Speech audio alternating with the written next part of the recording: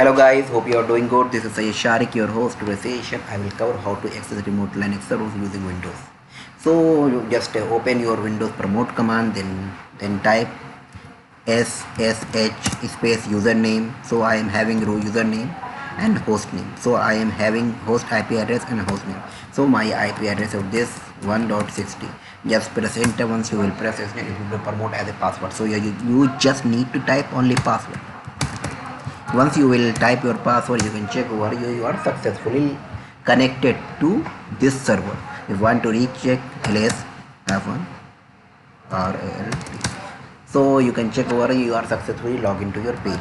So guys, this is the process to you can connect to your Linux server using you can access to your Linux server using Windows promote command. Guys, if you are having any kind of confusion, any kind of doubt, just please let me know. Have a nice day. Thanks for watching.